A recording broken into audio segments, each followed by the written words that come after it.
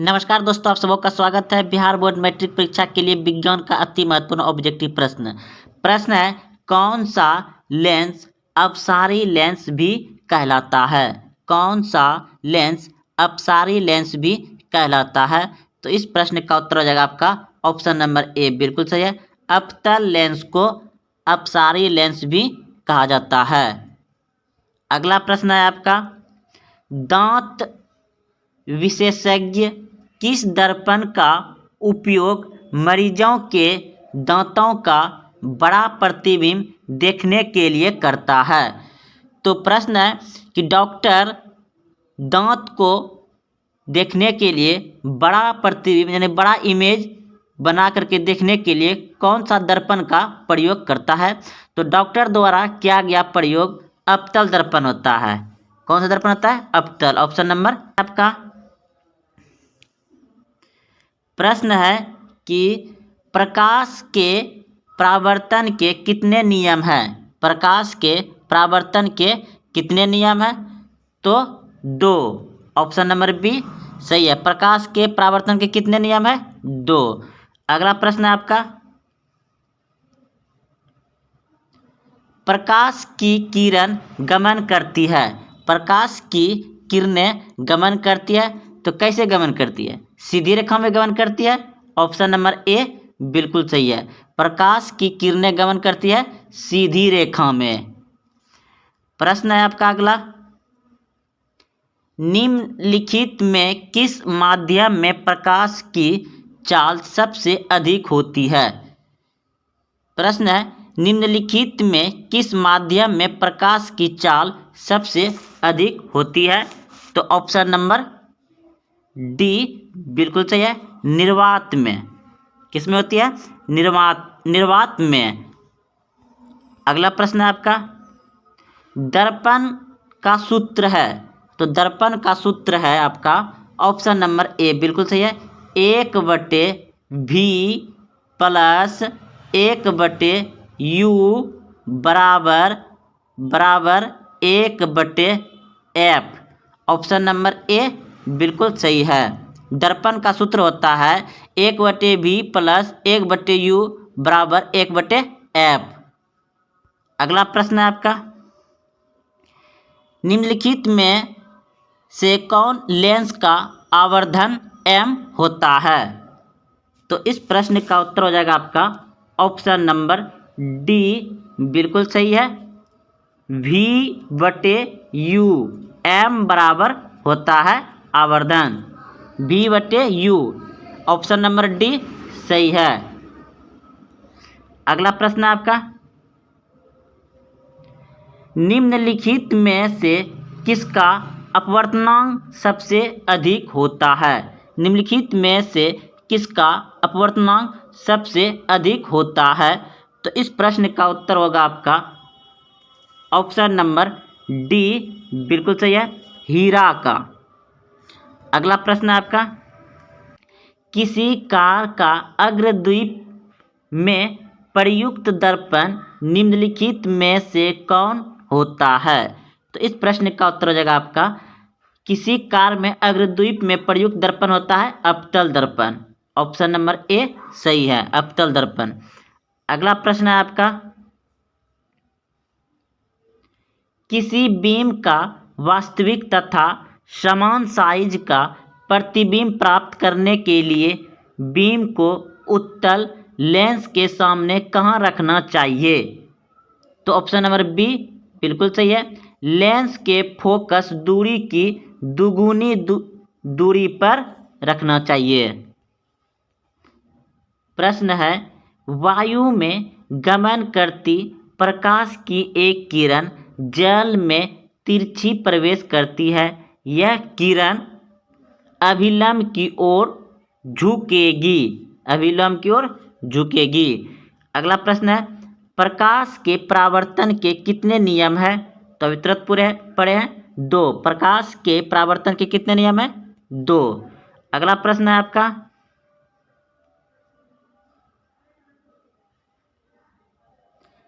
X किरणें की अपेक्षा गामा किरण की आवृत्ति होती है। तो एक्स किरण की अपेक्षा गामा किरण की आवृत्ति होती है अधिक। ऑप्शन नंबर बी यानी खो अधिक होता है। अगला प्रश्न है, जिन दो वर्णों को मिलाने से श्वेत वर्ण प्राप्त होते हैं उन्हें कहते हैं। जिन दो वर्णों को मिलाने से श्वेत वर्ण प्राप्त होते हैं तो उन्हें कहते हैं संपूरक वर्ण। क्या कहते हैं? संपूरक वर्ण कहते हैं। प्रश्न है, संयुक्त सूक्ष्मदर्शी में दो उत्तल लेंस होते हैं, वस्तु की ओर वाला लेंस कहलाता है, अभिदृश्यांक कहलाता है। ऑप्शन नंबर गो सही है। अगला प्रश्न है, बहुत दूर की वस्तु का विवरण देखने के लिए व्यवहार किया जाता है। बहुत दूर की वस्तु का विवरण देखने के लिए व्यवहार किया जाता है तो दूरबीन का। ऑप्शन नंबर को दूरबीन का बहुत दूर देखने के लिए विवरण का व्यवहार किया जाएगा क्या? दूरबीन का। अगला प्रश्न है आपका, बहुत छोटी वस्तुओं को देखने के लिए व्यवहार किया जाता है। बहुत छोटी वस्तु को देखने के लिए व्यवहार किया जाता है सूक्ष्मदर्शी का। ऑप्शन नंबर सी यानी कि गो सूक्ष्मदर्शी का। बहुत छोटी सी वस्तु को देखने के लिए सूक्ष्मदर्शी का। अब बहुत दूर की वस्तु का विवरण देखने के लिए दूरबीन का। अगला प्रश्न है, सरल सूक्ष्मदर्शी में होता है। सरल सूक्ष्मदर्शी में होता है तो उत्तल लेंस होता है। ऑप्शन नंबर बी यानी खो। सरल सूक्ष्मदर्शी में होता है उत्तल लेंस।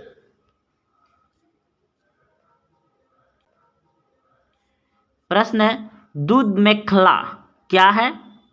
तो आकाश गंगा है। क्या है? आकाश गंगा है। अगला प्रश्न है, तो तारामंडल है। ओरियन क्या है? तारामंडल।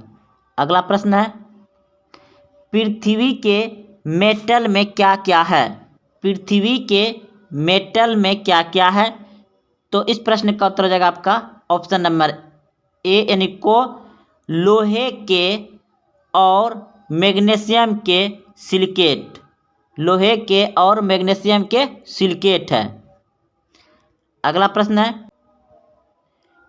है, निम्नलिखित में किसमें नाभिकीय संलयन नहीं होता है? तो ऑप्शन नंबर डी बिल्कुल सही है, श्वेत वामन। अगला प्रश्न है, निम्नलिखित में कौन तारामंडल नहीं है? निम्नलिखित में कौन तारामंडल नहीं है? तो ऑप्शन नंबर घो सूर्य और पृथ्वी के बीच दो ग्रह है। सूर्य और पृथ्वी के बीच दो ग्रह है। तो इस प्रश्न का उत्तर हो जाएगा आपका ऑप्शन नंबर खो यानी बी बिल्कुल सही है, बुध और शुक्र।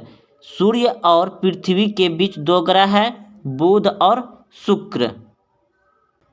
सबसे अधिक उपग्रह वाला ग्रह है। सबसे अधिक उपग्रह वाला ग्रह है बृहस्पति। सौरमंडल का कौन सा ग्रह सबसे अधिक गर्म है? सौरमंडल का सबसे अधिक गर्म ग्रह है शुक्र। निम्नलिखित में किसके केंद्र पर सूर्य है? सौरमंडल के केंद्र पर सूर्य है। बिग बैंग सिद्धांत किसने बताया? तो इस प्रश्न का उत्तर होगा आपका गैलीलियो ने। स्टैन पिघलता है 3000 सेल्सियस डिग्री पर। 1 जूल में कितनी कैलोरी होती है? 1 जूल में कितनी कैलोरी होती है? 0.24 कैलोरी होती है। कि इंद्रधनुष का बनना किस परिघटना पर आधारित है? इंद्रधनुष का बनना किस परिघटना पर आधारित है? तो प्रकाश का वर्ण विक्षेपण। ऑप्शन नंबर सी सही है। अगला प्रश्न है आपका, किस दर्पण से वस्तु का बड़ा प्रतिबिंब बनता है? किस दर्पण से वस्तु का बड़ा प्रतिबिंब बनता है? तो ऑप्शन नंबर बी बिल्कुल सही है, अवतल दर्पण से वस्तु का बड़ा प्रतिबिंब बनता है। अगला प्रश्न है आपका, निम्न में से कौन सा पदार्थ लेंस बनाने के लिए प्रयुक्त नहीं किया जा सकता है? निम्न में से कौन सा पदार्थ लेंस बनाने के लिए प्रयुक्त नहीं किया जा सकता है? तो इस प्रश्न का उत्तर हो जाएगा आपका ऑप्शन नंबर डी बिल्कुल सही है, मिट्टी का प्रयोग नहीं किया जाता है। प्रश्न है आपका, जब प्रकाश की किरण हवा से कांच में प्रवेश करती है तो मुड़ जाती है। जब प्रकाश की किरण हवा से कांच में प्रवेश करती है तो मुड़ जाती है। ऑप्शन नंबर बी बिल्कुल सही है, अभिलंब के निकट मुड़ जाती है। अगला प्रश्न है, प्रकाश का वर्ण विक्षेपण किस उपकरण से संभव होता है? प्रकाश का वर्ण विक्षेपण किस उपकरण से संभव होता है?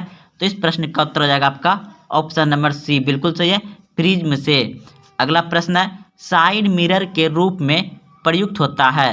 साइड मिरर के रूप में प्रयुक्त होता है तो ऑप्शन नंबर बी बिल्कुल सही है, उत्तल दर्पण। अगला प्रश्न आपका, स्वपोषण होता है। स्वपोषण होता है किसमें? तो हरे पौधे में। ऑप्शन नंबर बी सही है। अगला प्रश्न है, इनमें कौन प्रकाश संश्लेषी अंग है? इनमें कौन प्रकाश संश्लेषी अंग है? तो हरित लवक। ऑप्शन नंबर बी सही है। अगला प्रश्न है, कौन सी क्रिया सभी जीवों के लिए अनिवार्य है? कौन सी क्रिया सभी जीवों के लिए अनिवार्य है? तो श्वसन। ऑप्शन नंबर सी सही है, श्वसन सभी के लिए अनिवार्य है, सभी जीव के लिए। अगला प्रश्न है, कोशिका झिल्ली किस प्रकार की झिल्ली है? कोशिका झिल्ली किस प्रकार की झिल्ली है?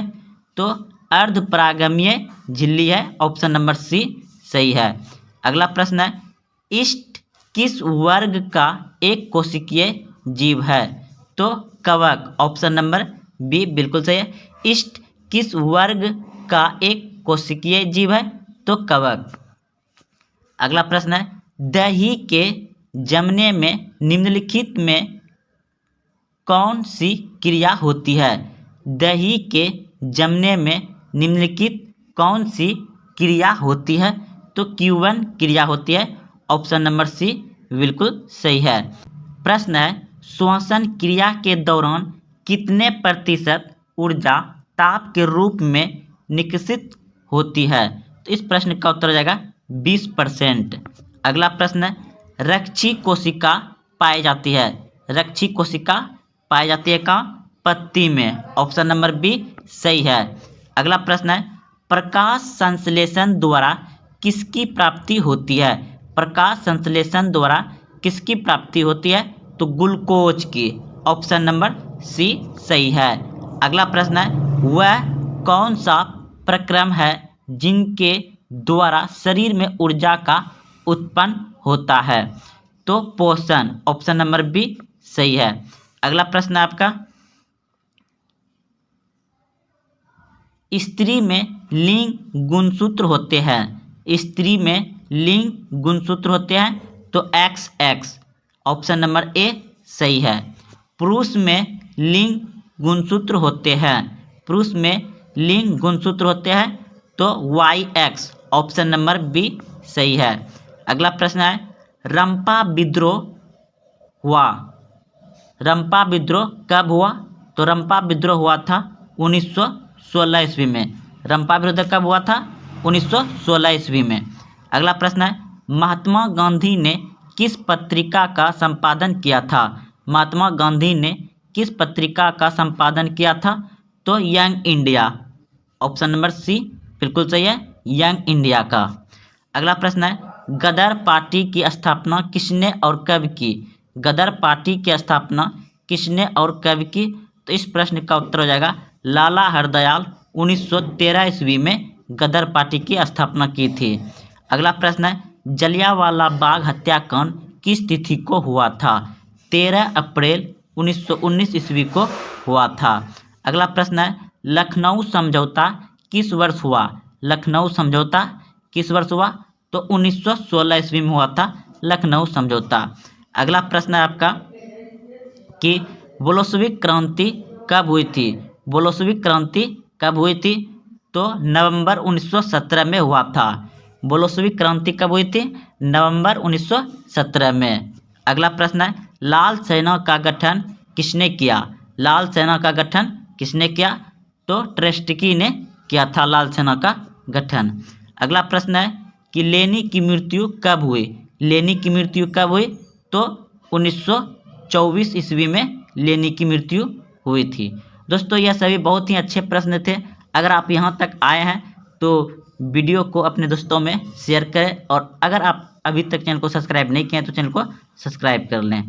बहुत ही अच्छे प्रश्न थे, आप इसे एक बार दो बार जरूर देखें और उत्तर को याद रखें। जय हिंद, जय भारत।